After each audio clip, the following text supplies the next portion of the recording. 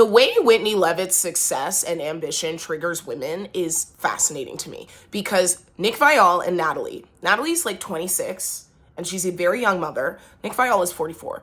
They mom shamed her on her podcast for joining Chicago, the musical. So first of all, if somebody asks you to join Chicago off of Dancing with the Stars, what are you going to say? No?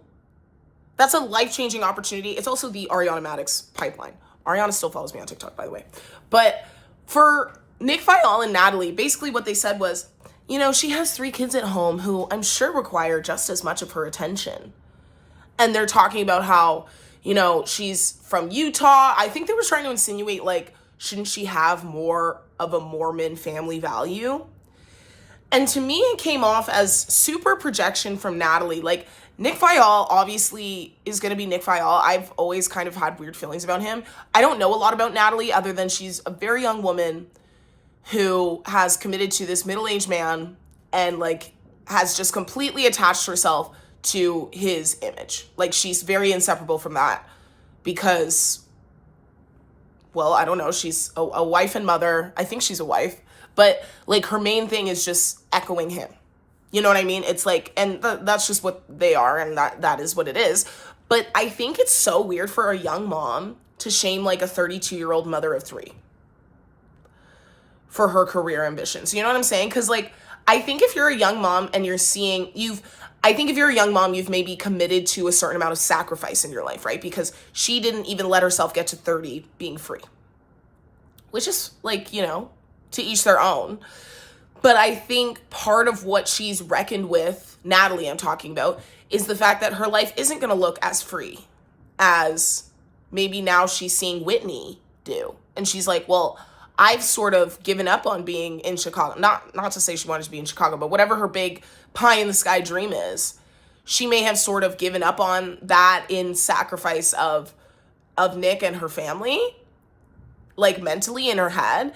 So when she sees a woman who she thinks should be even more of a martyr than she is because she's got 3 kids, Whitney, rather than just 1, and she sees this person living their dream and, like, really nourishing their ambition and really nourishing their dreams in a way that's really inspiring. I think sometimes if as a young mom you've already decided to sacrifice all those things, maybe looking at someone else doing it can be hard, but why can't it be inspiring for how you can live? Is it because of the way Nick has decided you should live? These are all obviously speculations, but do you get what I'm saying? I think it's so weird for a 26-year-old to be like, oh, this 32-year-old mom of 3 is doing it wrong.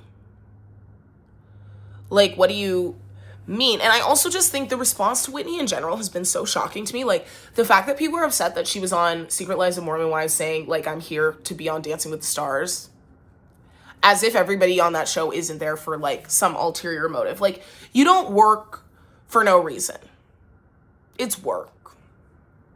And so just the way people have, like, punished her for her wanting to work in successful ways and only wanting to work to get more successful, why do you work? You know what I mean? Like, I think it says more about us as a society and us as women. Well, for the women who do have an issue with Whitney or who are triggered by her, because I'll be honest with you, when I first watched her on Secret Lives, I did find her a little bit, at times, off-putting. And also, like, that baby hospital video was what a lot of people have referenced. But honestly, I can't help but like her now because she kind of stands for doing it anyway.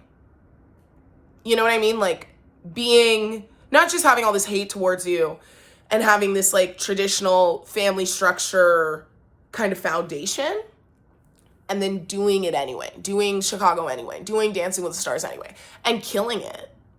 You know what I mean? And I think there's something so beautiful about somebody performing or, like, really getting to hit their stride in performance and, like, dance at not an older age. She's only 32, but for a dancer and for a performer, that's not common, and that's, like, a really rare, beautiful thing that she gets to do. Like, normally you age out of dance, right?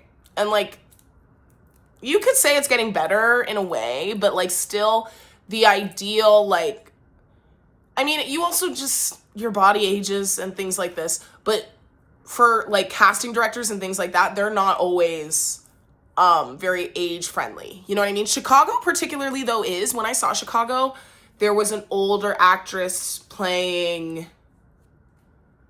who's like the second most important person in Chicago, the second most important woman. I don't know why I cannot remember her name. The name that's coming to me is Velma, and that just seems like not the name.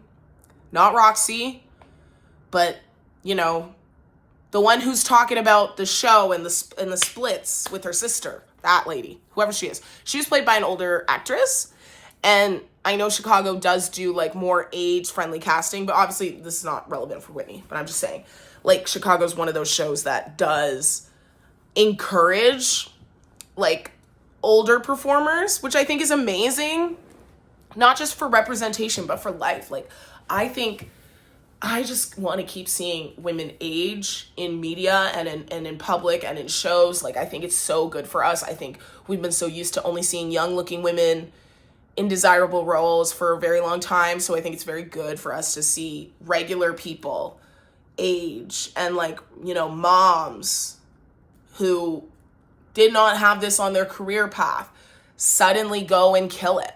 Is that not inspiring to you? Why would that trigger you? Is that not sad?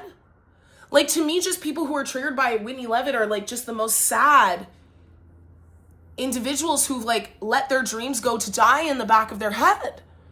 Like, you must have a dream that you're like a pie in the sky that you've literally locked in a closet in the back of your head and just let rot in order to be triggered by someone like this. Otherwise, for the average individual, I think she's just showing that you don't need a linear path, and I think we need that right now too. Like, we need more spirit of allowing ourselves to wander and try new things, and maybe find a side hobby, a side quest.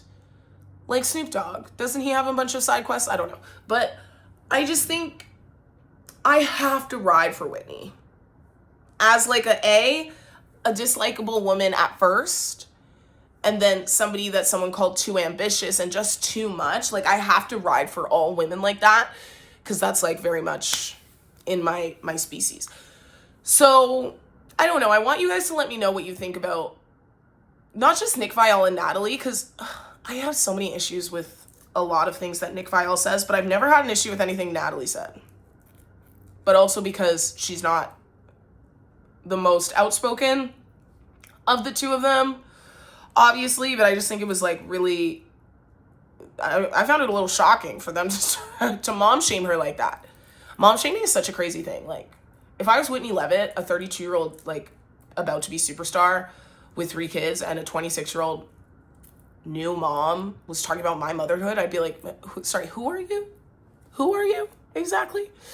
So yeah, that's my thoughts on that. But let me know what you think in the comments, and notice I'm being consistent, so you should subscribe and turn on your notification bell. I will see you soon. Bye.